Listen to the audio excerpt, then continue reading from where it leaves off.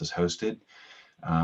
Tonight we're in House District 42, inner southeast northeast Portland, and talking with Paige Kreisman and Rob Nose, candidates to represent our House District 42 at the state level. So how this is going to work is we're going to go through a few questions read by me, and then we're going to try to open up to the audience if the technology cooperates. We'll have an opportunity to raise a hand either virtually or visually, be called on, be unmuted, and to read your questions to the candidates. So what we're going to do is we're going to start off with a 2-minute intro for each candidate.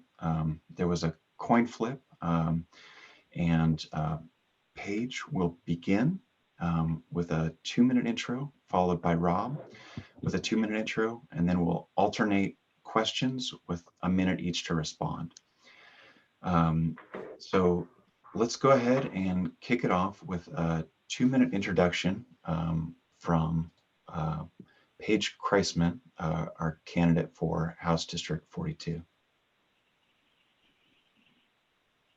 Hi, thanks so much, Kyle, and thanks so much everyone for joining us here. I'm Paige Kreisman. It's so great that we can still do things like this, especially in these difficult times, to be able to still have face-to-face conversations with voters in the district, because that's what our campaign is really about. Our campaign is 100% people powered. We don't accept any corporate money, because I believe that working class Oregonians, regular Oregonians, own our democracy, not corporations. And there's a huge problem in Oregon with corporate influence in our democracy. Oregon is one of only 5 states that allows unlimited corporate campaign contributions. And there's not a single sitting state legislator that doesn't take corporate campaign money. I don't believe any of the big issues we face can get solved until we get big money out of politics. And that starts by electing representatives whose only constituent is the working class people of this state. So I'm incredibly proud to be the only candidate in this race that doesn't take fossil fuel money, that doesn't take landlord realtor money, and I don't take any corporate money. And we're fighting for the bold progressive vision that I think Oregonians hold, fighting for an Oregon Green New Deal, fighting for comprehensive campaign finance reform, for transformative housing justice, and to defend our public employees and unions. My background is as an organizer and legislative advocate. I currently serve as a board member for Portland Tenants United, which is the largest tenants union in the city, as well as the electoral and legislative chair for Portland Democratic Socialists of America. And I'm incredibly proud of the grassroots campaign we've built, because our campaign is funded by people, and that means knocking on doors. We knocked 25,000 doors before COVID-19 ended our canvassing operation, of course. And that's due to the huge coalition we built. We are endorsed by a broad slate of unions, by Oregon AFSCME, by the Oregon Education Association, by the Portland Association of Teachers, by Oregon American Federation of Teachers, Communication Workers of America, Local 7901, and also the Portland Democratic Socialists of America, Sunrise Movement, PDX, and many, many more. And we're going to bring those people-powered values to Salem, and we're going to do it all without taking any corporate money. All right, thank you, Paige. Joel, just a side note, I think the screen sharing is minimizing the video, so let's end the screen share on the timer, and then we'll switch over to a 2-minute introduction. Everybody's there. Okay. All right, go ahead, Rob.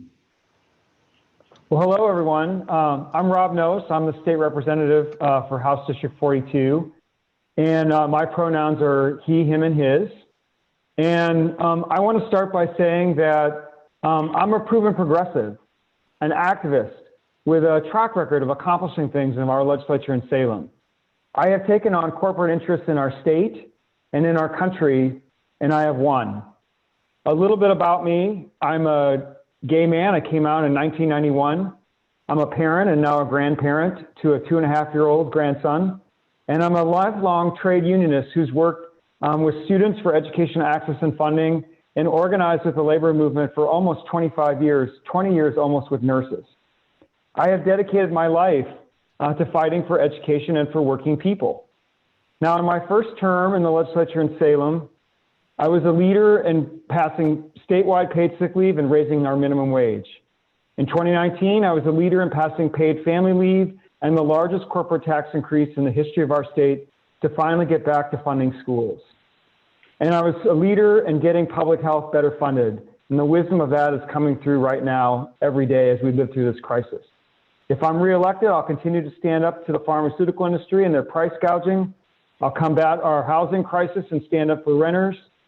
As Bernie Sanders has showed us, that's why I endorsed him twice for president, and both times that he ran, we can get to a single payer, universal style healthcare delivery system, and I'm ready to make sure that that happens.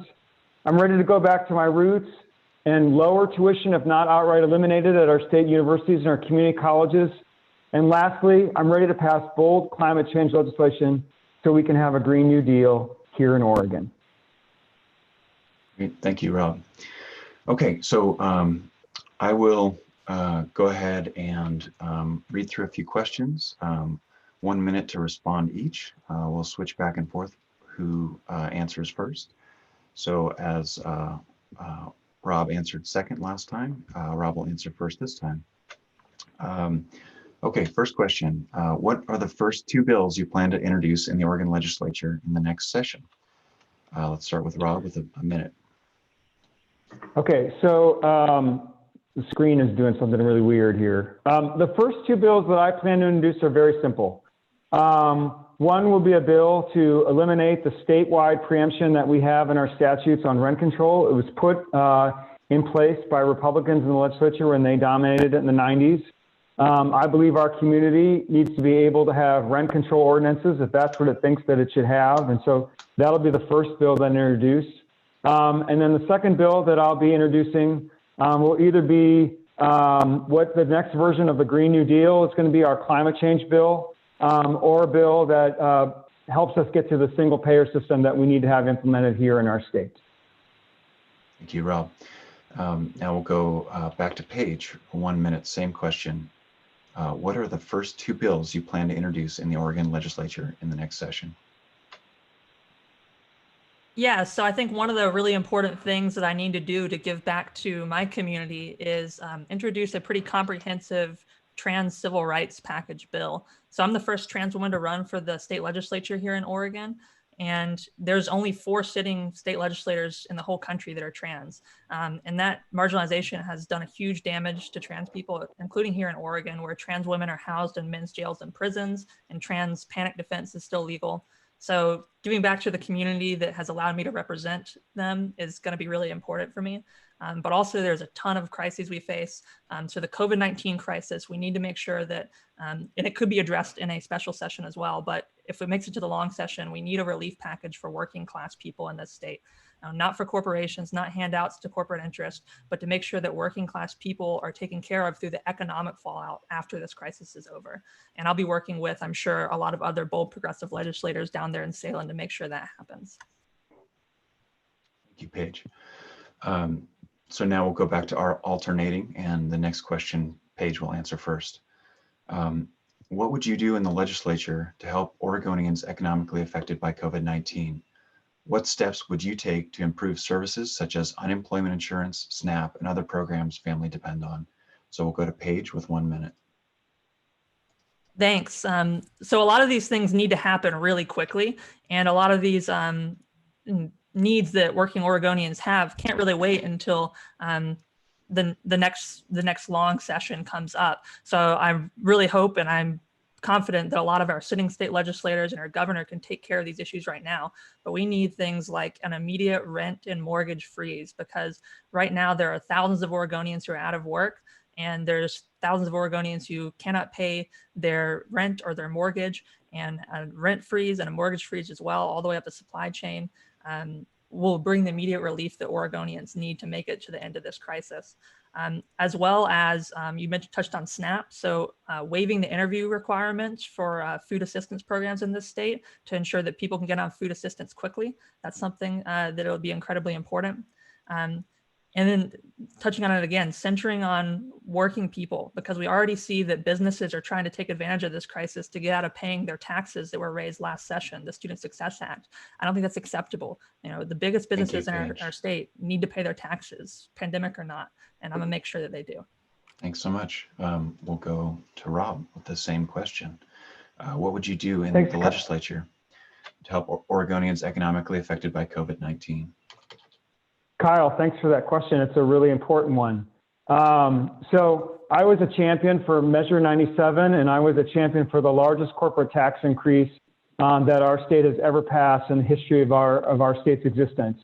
And the first thing we have to make sure is that we have progressive taxation that taxes the wealthy that are still working in this state, still earning an income, and that we tax large businesses and large corporations, probably even more than we're prepared to, because we're going to need funding for the social safety net so that we can have food stamps, so that we can get to a single payer style system of healthcare, so that people that are unemployed don't have to worry about whether or not they have health insurance or they can afford to make the COBRA payment.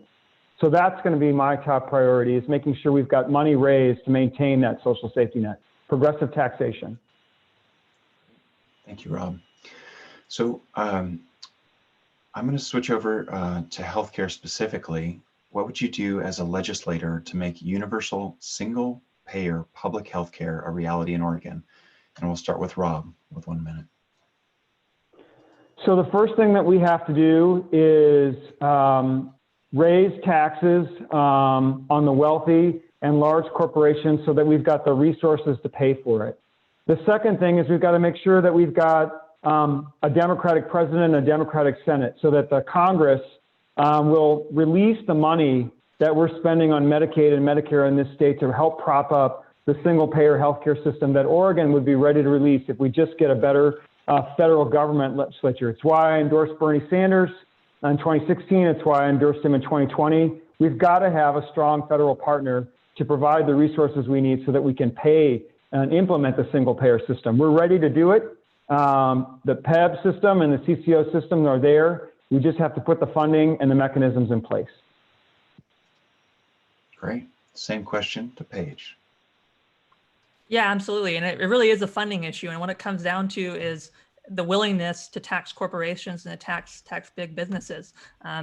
And I think that's been lacking in a lot of the centrist neoliberal leadership that we've had in this state, from our speaker and our Senate president and our governor. And then there's also creative ways we can go about pursuing this. There are state legislators in California and Washington who also support single payer. There are state legislators in California and Washington who would be more than happy to partner with Oregon to build a cross-state single payer system. And I think that's definitely something worth pursuing, because on the West Coast, Oregon is the smallest economy of the 3 West Coast states, and it's much more challenging for us to be able to raise that revenue compared to California and Washington. Great, thank you, Paige. So inner Southeast and Northeast Portland used to be much more racially diverse than it is now. What will you do to make this district racially inclusive, even if it isn't diverse? What are you doing to make your office and campaign culturally responsive? So we'll go back to Paige for first answer. Yeah, and I think the reason this district isn't as racially diverse as it has been in the past is due to material conditions, especially with regard to housing and the price of housing drastically increasing and pushing people out, and pushing out renters too. And that's something that we can address through policy, and it's something we can address through real meaningful rent control that's tied to the average increase in worker wages. Because if our paychecks aren't going up, then neither should our landlords. But it also needs to be addressed by ensuring that everyone has a seat at the table. And I know how important it is to have a seat at the table, because I know what it's like to not have it as a trans woman. But I also know that I can't speak for any experience I don't have. And I'm also a white woman, and I need to make sure that people of color's voices are represented in the decisions that we're making in our office. And that means seeking out people of color's voices. So holding town halls in areas that are typically aren't held, town halls typically aren't held in, and going to these communities, even if maybe they're outside the district. I might hold a town hall on an issue that directly impacts the Black community in North Portland because it directly impacts them. And I need to make sure that I'm centering the people most impacted in my decisions. So that's going to be something incredibly important that I carry into office. Thank you, Paige. Same question to Rob. Thanks, Kyle. That's a really important question. I think part of my responsibility as a white man is to sort of make sure that I'm partnering with communities that are impacted by police violence and crime, and make sure that they're the ones that their voices are lifted up, and I help let them lead. That's why I've been endorsed by Basic Rights Oregon, by Planned Parenthood, by UFCW, by the Oregon Nurses Associations, organizations that have tried to partner with communities of color. And things that I've done as a legislator, I have worked to repeal draconian Measure 11 sentencing against adolescents. We have more to do in that space, but it was a proud moment in our legislature to be able to do that. I supported a bill to have more police accountability. And I agree that a bill that I also worked on that makes housing more available for folks, more different types of housing, House Bill 2001 was also a bill that I was happy to support, because we know with more diverse housing options, more people have a chance to own a home. Thank you, Rob. In 2019, the Oregon legislature made a vote that included cuts to contractually promised public employees retirement system benefits for public employees. That includes teachers, nurses, and firefighters. Please explain your position, and we'll go to Rob first. Thanks. You know, Kyle, I think it's no secret that this is one of the reasons why I have a primary in this race. And I understand why folks in the labor movement are upset with me about that vote. My priority was to protect the pension. Our retirement system is something that workers have earned and are counting on it. And that pension needs to be there. It needs to be secure and safe. And I have a long history working with labor unions. And it was, you know, I'll just say that was one of the hardest decisions I ever made as a trade unionist and as a member of the legislature. And I did it because I just didn't see how there were any other better options. Our pension funding is in crisis, and that seemed like the best vote given the other options that were being considered to maintain the funding and the stability of the pension. Thank you, Rob. Paige, same question to you. Yeah, so I think this really does get down to the nuts and bolts of why I'm in this race and why we're primarying Rob specifically, because he has historically been a pretty liberal legislator until he took this right turn on this vote. And this is why I'm in this race, is because I don't think it's acceptable for Democrats to be voting to cut the public employee pensions of teachers and nurses and firefighters, some of the most valuable civil servants in our state, many of whom are on the front lines of this COVID-19 crisis right now.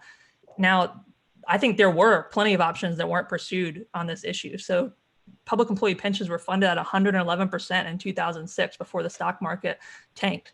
And then, so it was a stock market that lost that money, and it should be big corporations that pay for it, because big corporations are the ones that lost it. We should be pursuing revenue to ensure that the valuable public servants have the pensions they were promised. Now, I know raising revenue is difficult. It takes a supermajority to raise revenue as opposed to the simple majority to simply cut pensions. But we have that Democrat supermajority. And if we're not going to use it to fight for teachers and nurses, then what good is it at all? So this notion Thank you, Paige. that... Yeah. Thank you very much. Oregon Supreme Court, reversing its long-standing ban on strict campaign finance limits, on Thursday ruled in favor of a voter-approved Multnomah County law putting a $500 limit on campaign donations. Given this new precedent, what campaign finance reforms would you support in the February session? We'll start with Paige. Thanks. So this is one of our top priorities. Like I said, Oregon is one of the worst states in the country for campaign finance laws. We have the most corporate spending in our elections per capita of any state in the country. It's time for us to join the 22 other states that prohibit all corporate campaign contributions. Right now, we're only one of 5 that allows unlimited, as well as matching the strictest individual limits in the country for $170 for legislative races from Montana and $500 for gubernatorial races from Alaska. And I believe that starts with electing representatives that are funded by people. My top donor profession is public school teachers. My top donor employer is Portland Public Schools. And I'm the only candidate in this race not funded by the fossil fuel industry, not funded by Nike, not funded by Amazon, not funded by the landlord realtor lobby. And I think that's incredibly important. And I think we're going to take back our democracy by electing a new generation of leaders who prioritize the people who vote for us, the people that really matter. Thank you, Paige. Rob, same question to you on campaign finance reforms. So in November, all of us statewide are going to have the opportunity to amend the Oregon Constitution to make it so that we can have campaign finance limits statewide for our legislature, for our governor and our secretary of state. And I was proud to be one of the legislators that voted to refer that to voters. When that passes in November, I'll be on the Rules Committee working very hard to create the kind of strict campaign finance limits that Paige talked about in her statement. I want to assure voters this. When I launched my campaign, I started going door to door every weekend in November and almost every night in December, and then January, February, March, until we couldn't canvass anymore, every night in the evening. I take my cue from what voters in Southeast Portland tell me at the doorstep. And I also take it as a trade unionist, a gay man, and someone who has spent my life standing up for working people and as a grandparent. Thank you, Rob. Next question. How do you plan to support climate justice? And we'll start with Rob. Well, I think we've got to have a Green New Deal here in Oregon. And frankly, the bill that we tried to get passed, despite the Republican walkout, didn't go far enough. We've got to have an aggressive climate change goal that has our state do its part to get our emissions down. We've got to not have any new fossil fuel infrastructure put in place. We've got to transition as fast as we can to cleaner forms of energy. And then while we're doing that, we have to tax businesses and corporations to a level where we can then mitigate people that need to get a car with clean energy or need to weatherize their house so that they can have, they can withstand whatever climate change impacts come our way. And I'm proud that Bernie Sanders, I think, really led on this. That's why I endorsed him in 2020 and why I was proud to endorse him in 2016. Thank you, Rob. And same question to Paige. Yeah, I think it's time for an Oregon Green New Deal. And the Oregon Green New Deal is a real policy package that already exists. It's written and championed by the Oregon Just Transition Alliance, which is a coalition of climate advocacy groups and frontline community groups. And the Oregon Green New Deal is something that I can introduce on day one because the activists and the organizers and climate scientists that put into the work to write this already wrote it. And what it includes is a moratorium on new fossil fuel infrastructure, which already is a bill, by the way, that I'll give credit to Rob, he co-sponsored. That's great. And then beyond that, it also includes regulation on forestry and agricultural industry. That's something that was vacant and missing from the last cap and trade proposal. It includes regulation for clean air. It includes investments in public transportation, especially fareless public transportation, because fare enforcement is something that really targets marginalized communities. And it includes investments in a sustainable economy that is focused on a just transition from fossil fuels to clean energy, while centering workers and frontline communities, not corporations. Great. Thank you, Paige. Joel, if you are able to switch me back to co-host, I just had to disconnect and reconnect. So I would like to take an opportunity to take some questions from the audience if technology cooperates. Okay.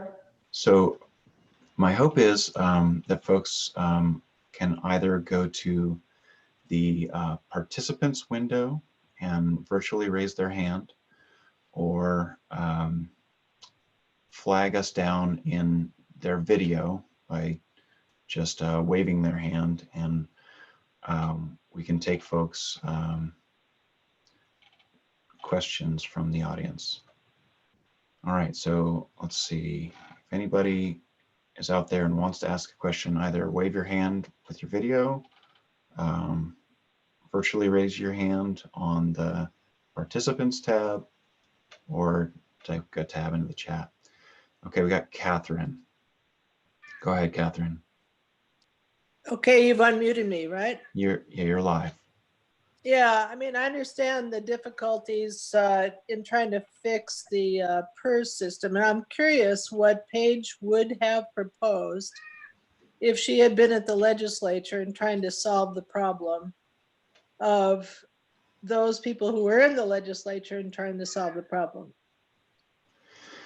All right, so I believe Paige did answer last, so Paige will continue this question answering first, and then we'll give Rob a chance to respond as well. Okay. Thank you very much, by the way, for both of you to be here. Thank you, Catherine. And thanks so much for your question, Catherine. Thanks for asking. Like I said, PERS was funded at 111% in 2006. So it was corporations and that crash that lost that money. So I think it should be corporations that pay for it. So raising revenue through a corporate income tax, a gross receipts tax, a commercial activities tax, a value added tax, all of those would have been options that we could have pursued to alleviate the burden on our public employee pension system without cutting pensions, without taking away the pensions that we promised to some of the most valuable civil servants in our state. And like I said, I know that's difficult, but that's exactly what I think our Democrat supermajority should be for, is fighting those difficult fights to make sure that we're prioritizing working people, especially the most valuable public servants we have in our state. Great. Thank you, Paige. And Rob, we'll give you a chance to respond. Sure. So unfortunately, the votes weren't there to pass a large tax increase to prop up the PERS system. They were there to pass the largest corporate tax increase that we've ever passed in the history of this state, to get schools better funded, but they weren't there, unfortunately, to prop up the pension system. And so there were things that were being considered, frankly, that I found unacceptable, to put everybody in a 401k, for example, to make further cuts to the retirement system. And so this was a difficult choice that we found ourselves in, and we did the best that we could under the circumstances. The votes were not there to pass a large tax increase like that. Thank you, Rob. We've got a hand from Sally. So Sally, I've unmuted you. You can try to talk on your end and ask your question if you'd like. Do I have to unmute something? No, we can hear you. Okay. I can hear you. So people have been asking the governor to free a lot of people from prison during the pandemic because they can't follow her rules to social distance. And of course, the legislature is not in session, but I'm just curious what kind of role the legislators, the House and the state Senate could play in pressuring for this type of thing if it should come up, at another time when people are in session.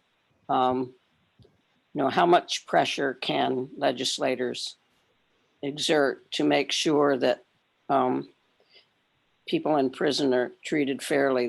They're part of the community, just like everybody else. Great. Thanks, Sally. We'll start with Rob with 1 minute. Sure. Sally, that's a really important question, and I'm glad you answered it. People that are serving time in our prisons deserve to be treated with dignity and humanity and respect.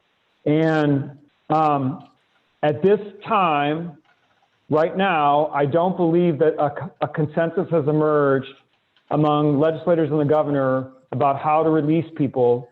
But behind the scenes, I want to assure you that it's actively being worked on. And I believe that criminal justice reform is taking a turn for the better in the state. It's becoming bipartisan. Republicans and Democrats are coming together because they realize the incarceration system we put in place is expensive and inhumane. And I would just say, be watching. Once the revenue forecast comes out, the governor will call a special session. And if she's not up to the task of helping us get people released sooner who are not a danger to society, the legislature will step in, and I'll be happy to help lead that fight. Thank you, Rob. And same question to Paige. Yeah, this is incredibly important right now because the conditions inside of our prisons and jails too are not conducive to social distancing and are really incredibly dangerous, especially for people who are detained with medical conditions that make them vulnerable to COVID-19. So this is something I was calling on the governor to do back in February, was to release all nonviolent offenders, people who are parole eligible, and especially people in our prisons and jails that have pre-existing conditions that make them vulnerable to COVID-19. And this is something that goes far beyond just this one pandemic. Right here in America, we have a massive, massive crisis with incarceration. There are more people imprisoned in this country right now today than at any other point in any other country in human history, both by total number of prisoners and per capita. We have a massive, massive problem that we're going to need to solve very, very, very quickly, especially in this crisis. And that comes through decarceration and criminal justice reform that's centered on a restorative justice and a rehabilitative justice as type of program, instead of through incarceration and punishment and retribution. Thank you, Paige. Thank you. We've got a question from Stuart. Stuart, I've unmuted you. I think you should be able to go ahead. I'm Stuart, family doc here in Oregon and resident here in Brooklyn. Thank you to both Paige and Rob for being on this very nice Sunday afternoon. I think we've talked a lot about the Democratic supermajority, a lot of bills and things going forward, but the last two legislative sessions have been pretty much derailed and stopped by Republican walkouts. And I wanted to hear what both of your approaches would be to really getting back our state legislature on track and functional. Kyle, do you want, whose turn? I forget, I lost track. Whose turn is it to go first? Who talked last? I did, yeah. Okay, I think go ahead, Paige did. Okay, so that's your turn. Okay. Sorry. Yeah, thanks for asking, Stuart, because this is an issue that affects everything else, because we can't pass any of our other priorities if we can't have a session, if Republicans keep walking out. So we absolutely need quorum reform, and we need it immediately. This is a crisis of our democracy, because it flies in the face of the one person, one vote tenet of our democracy here in Oregon. And Oregonians voted for a Democrat supermajority. They voted for Democrats. We shouldn't need to have to negotiate and compromise with the Republican minority, because that Republican minority wasn't elected by Oregonians. So to do that, we have to have quorum reform. And to get quorum reform, we have to amend our Constitution. And that's going to require a ballot measure. So I'll absolutely be campaigning, whether I'm elected or not after this primary is over, I'll be campaigning for those ballot measures. There's a couple initiatives. I'm sure one of them will end up on the ballot, and I'll be campaigning for that ballot initiative to get quorum reform to stop Republicans from being able to walk out and shut down our government just because they're too fragile to handle a climate bill. Thank you, Paige. Same question to Rob. So a couple of things. If we ever get back to being allowed to walk around and interact, there are two ballot measures that groups that I have worked with that have endorsed my campaign, like Basic Rights Oregon, like Planned Parenthood, like OLCV, like Oregon Nurses Association, that are working to change the quorum rules. There's two different ballot measures that they propose. And hopefully, if we get out of social distancing in time, maybe this spring and summer, we can collect the signatures that are necessary to change the quorum rule.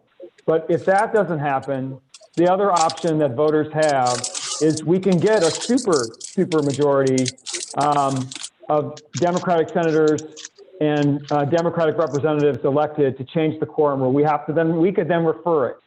So we need 40 members of the House to be Democrats and 20 members of the Senate to be Democrats if we're not able to get these constitutional changes referred. Thank you, Rob. So I'm going to read a question that we got in the chat. And we got two questions related to education from Zach Hammer. What specific education policies have you advocated for and helped passed while not holding elected office? And from Jerry and Abel, our top paying high demand jobs are all connected to science, technology, engineering, and math, also known as STEM. In addition, the pandemic has shown that science literacy and science ways of thinking are critical. What is your stance on supporting STEM education P through 20? We'll go back to Rob first. Wow. Okay. So when I wasn't serving in elected office, I was active with my husband and our kids' PTA. And so as a young person, I worked to get better funding for universities and community colleges and fought for tax reform in the 90s. And so that's something that I've done, not serving in elective office, to try to improve funding for schools. I don't know if this will be controversial on this thing, but I also support an approach of year-round school. This sort of agrarian approach where we have a long summer break, I think really allows for, creates challenges in terms of a backslide, in terms of knowledge. And maybe under COVID-19 times, we can explore whether or not this long summer break makes the most sense. And then in terms of STEM, like I said, I supported better community college and university funding when I was a young person. I've been active on those issues with my kids and my husband and being involved in PTA.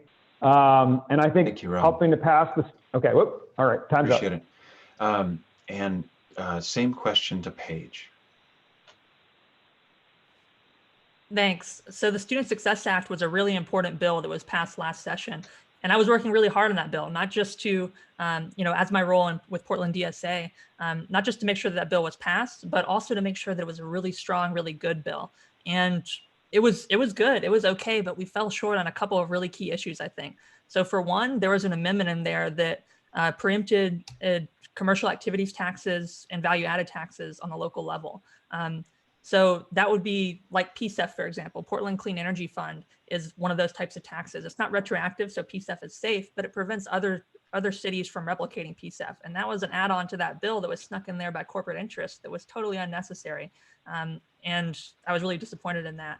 I was also advocating for funding for our higher education, especially our community colleges, because our community colleges are suffering from lack of funding too. And the Student Success Act didn't cover community colleges. It just covered K through 12, which is good, but our community colleges need some love too. Thank you, Paige. Great. Okay, so I am going to unmute Robert Unger.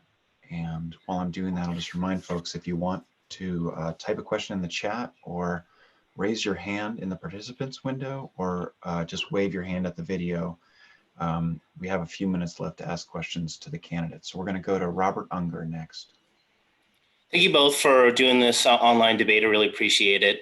I had a question. We touched on the corona response earlier, but I kind of wanted to know more specifically what you would do or recommend to do around rental assistance and safe shelter for homeless and something within the confines that the state could actually do. Thank you. Great. We'll go back to Paige first. Oh, okay. Yeah, like I mentioned, a rent freeze is so important because right now there's so many Oregonians that have lost their jobs and can't pay rent. And it's so dangerous for people to be houseless right now that adding new houseless people to the streets and adding and growing our unsheltered houseless population could really add to this crisis. The problem is on the city level, there's a lot of leaders on the city and county level, not just here in Portland, but across the state that want to do a rent freeze, but can't because of that preemption on the state level for rent control, because the rent freeze is a type of rent control. So we need to lift that preemption, and that needs to be a top priority. Like Rob already touched on, it'll be a top priority for me as well. And then also making sure that our houseless assistance measures, especially on the county level, are properly funded. If counties need assistance meeting the higher demand for shelter, then I think the state should be there to provide that support, especially financially. Thank you, Paige. And same question to Rob. So like I talked about before, I'm delighted that the governor put in place an eviction moratorium, and I'm glad she did it for commercial property as well, because that's part of what makes living in Southeast Portland so wonderful. We need to go farther. There needs to be a rent freeze and a mortgage freeze for commercial property as well. I was delighted to at least get the ball rolling as being a member of the emergency board, where we put more funding in for shelter, for assistance to homeless and houseless people. And when we get called into special session, I'll be advocating for more resources to go into that program. And I also would just say, I forget the name of the Metro ballot measure, but helping to pass that is something that we also need to critically do. We can all take a step on our May ballot here to tax large businesses and wealthy people in our community to provide resources to help the homeless that are living among us. Great. Thank you, Rob. I'm going to read a question from Elijah Wood that we got in the chat. To both candidates, why not at least a partially defined contribution system like a 401k for public servants rather than the defined benefit, aka pension system?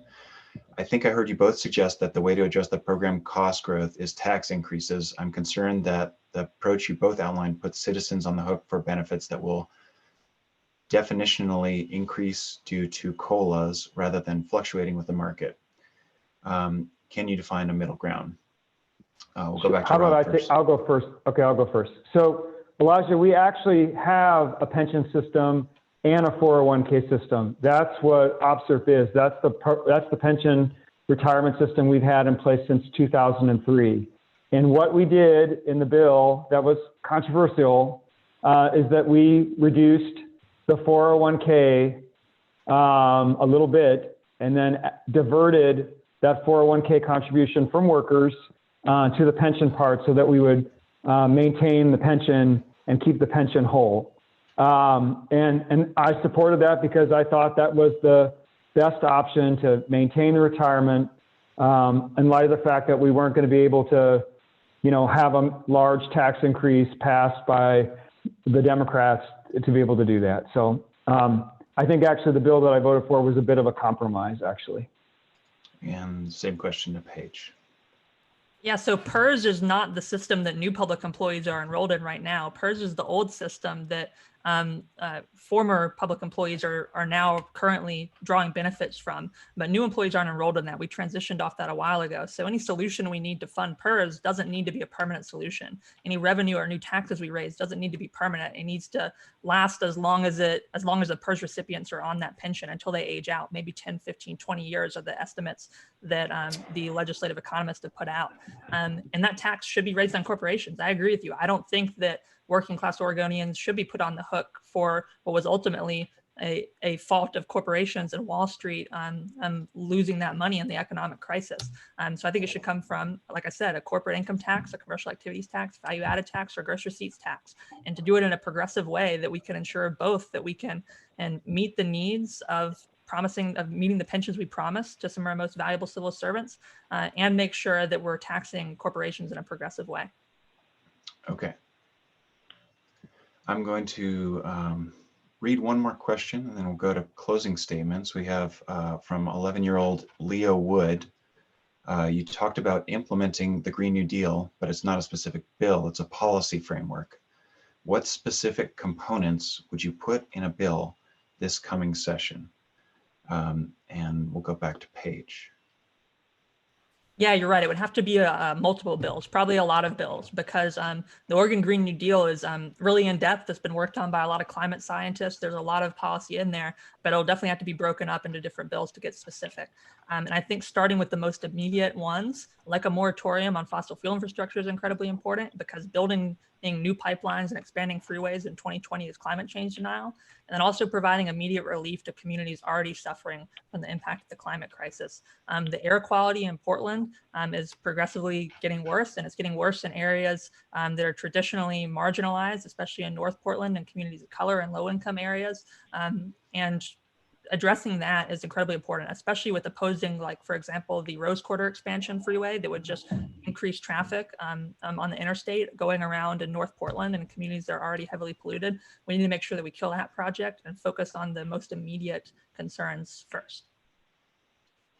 Thank you. And we'll go to Rob, the same question.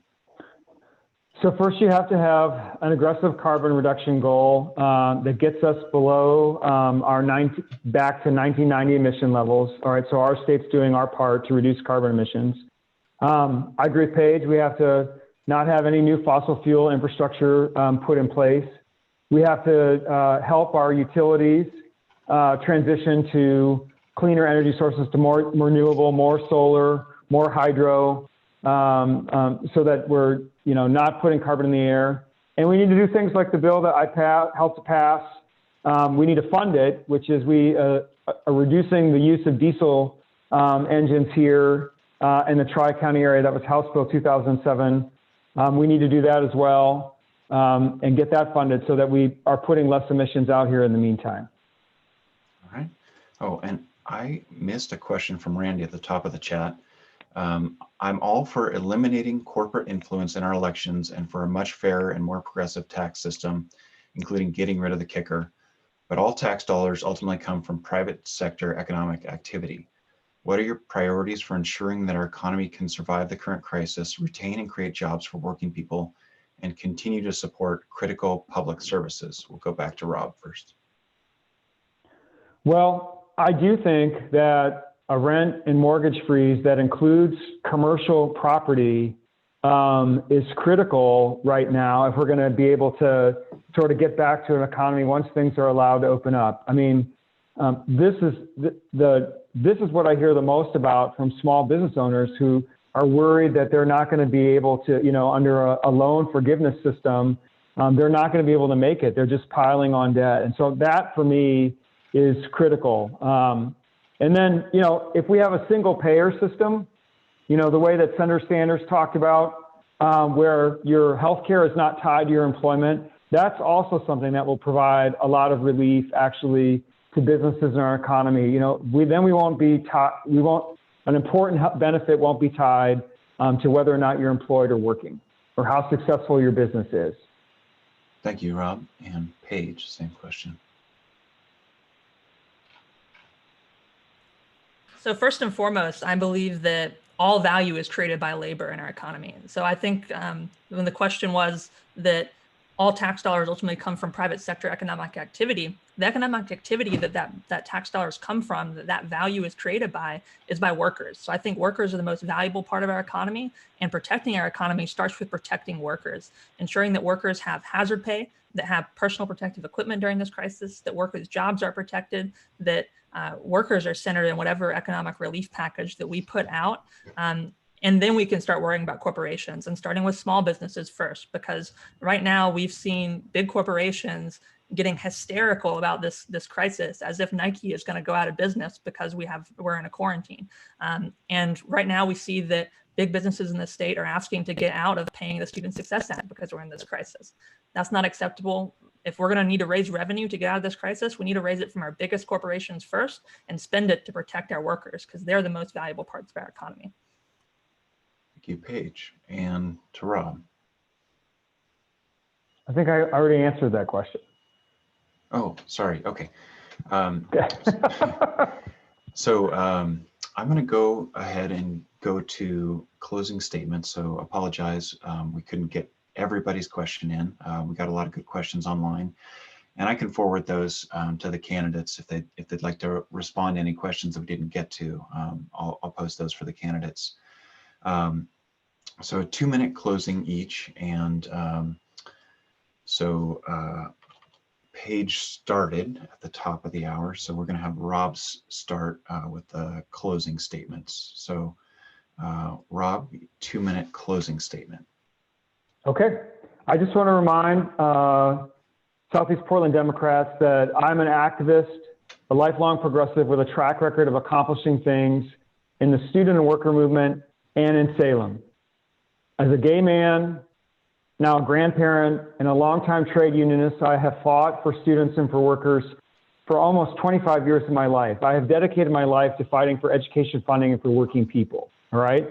And if I'm reelected, I'm going to continue to fight the price gouging pharmaceutical industry. I'm going to continue to stand up for renters and combat our housing crisis.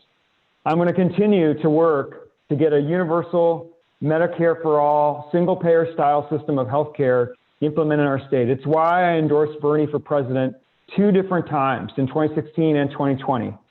I'm ready to go to lower tuition, if not outright eliminate it, at our universities and our community colleges.